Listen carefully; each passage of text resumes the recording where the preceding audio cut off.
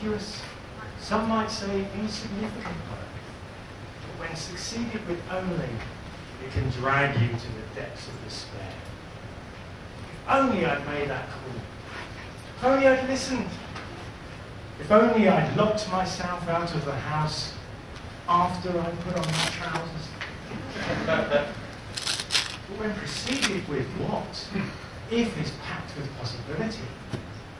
What if I make that call and it leads to my perfect career? What if my invention takes on a big way? If. Rudyard Kipling knew the power of if.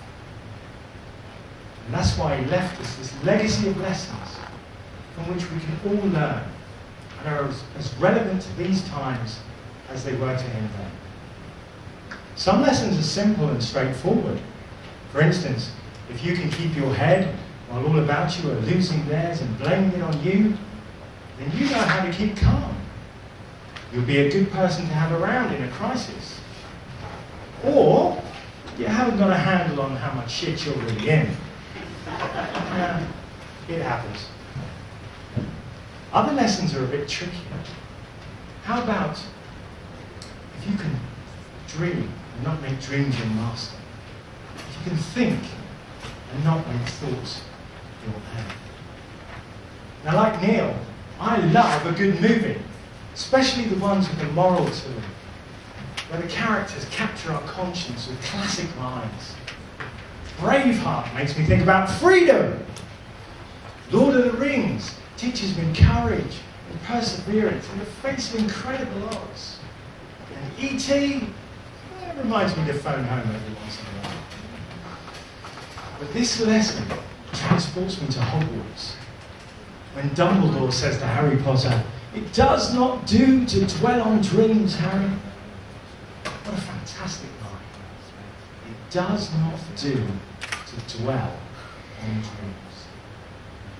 I think Kipling was telling us to take action. Walt Disney appears to agree. He said, if, there's that word again, if you can dream it, you can do it. Was Disney influenced by Kipling? Quite possibly.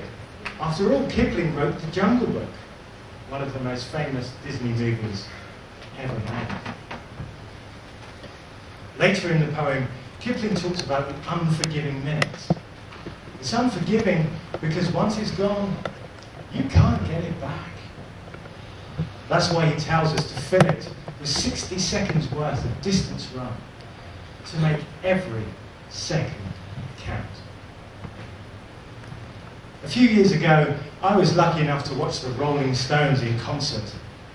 Before they came on, I was wondering if these 4 old age pensioners really still had what it took to wow the crowd. Would it still be sex, drugs, and rock and roll? Or would it be sags, droops, and falteroll? Well, I can tell you, as Keith Richards' plectrum flew past my ear at the end of the set, I was left in no doubt. These guys still rocked. So do what you love for as long as you can. Rock on like the Rolling Stones. Friends, I hope I've inspired you tonight to get hold of your own copy of If. And I challenge you to live by its principles. It's about practicing humility, being patient, taking risks. It's about being true to yourself, respecting others, and seeing the good in them.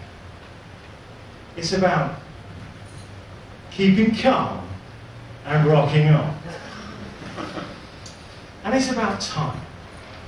It's about time. We stop saying, if only, and started to say, what if? What if we were more grateful for what we do have, instead of grieving for what we don't? What if we stopped blaming society and the government for what's wrong in our lives, and took personal responsibility for that? And what if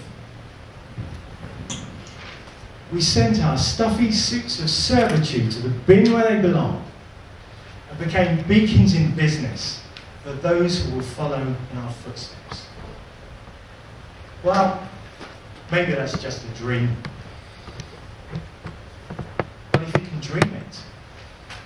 do it.